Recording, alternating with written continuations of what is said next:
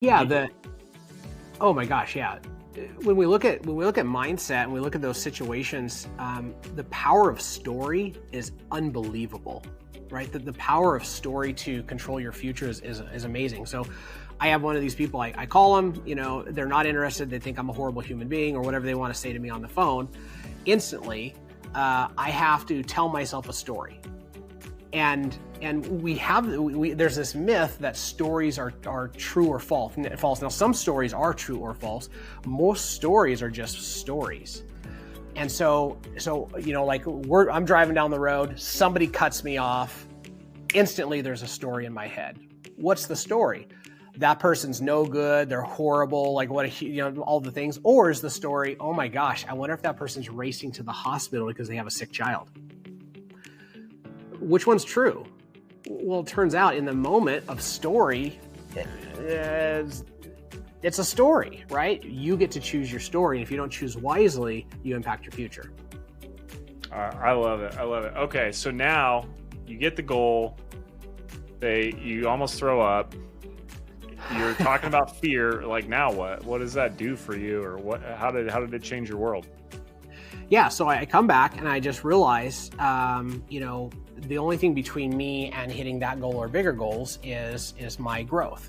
And so I just start, I'm just hitting the phones and calling people, talking to people, taking people out to coffees, doing open houses, just doing all the things that, by the way, still work. And I started just doing enough volume of activities that business started coming in. And so, of course, once you start doing a lot of business, everybody thinks, oh my gosh, you're a rock star. Look at what you did. You're God's gift to real estate. The reality is I was actually really bad, right, at lead generation. I didn't know scripts. I didn't know dialogues like very well at all. I wasn't very good. I just did a lot of not being very good. It's kind of like if you go to the gym, and you're not very good at your workouts, but you work out for 3 hours, yeah, you're going to make progress, right? So that's, I did a half an hour's worth of work in 3 hours, but I still did the work. That's how it went. So I worked until the files were falling off the side of my desk.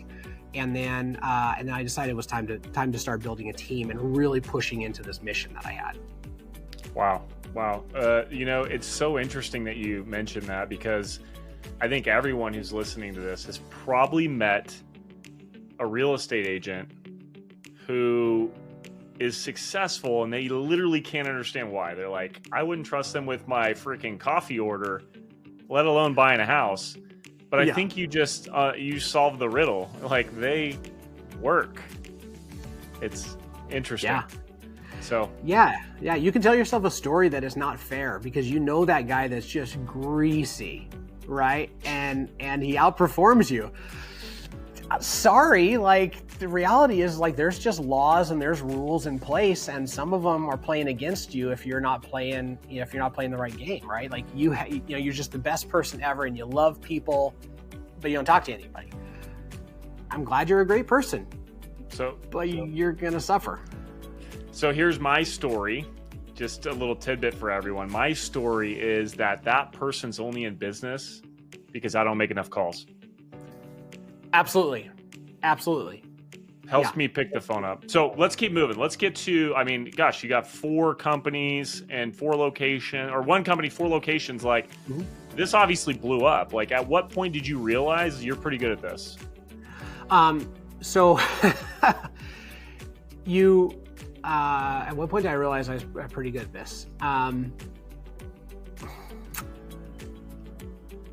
When I started surrounding myself with people that were really awesome people and they didn't leave, or they loved me enough to have really hard conversations with me. That was kind of one of those pivotal moments when I started building a business.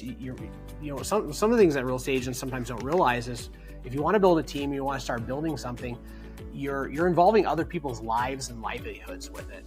And we can be such an egocentric industry that if you even just listen to the way that we talk sometimes, it's my team and it's mine and it's mine and it's mine, and other people are, they would serve themselves well to come, and it's like, okay, time out. Right. So I started bringing people into my world and then just really working hard to help them build the biggest world possible. And so there was a Zig Ziglar quote that was really formative in those beginning years. And that is, he said something like, if you help enough other people get what they want in their life, you won't have to worry about yours. And I was in a class, actually learning how to hire people when that happened. And I put all the little stars and asterisks around it. Man, I woke up the next day, Chase, and I just thought, what if he didn't say that because it sounds neat, like it makes for a good quote? What if you actually built a life and business that way and it actually worked?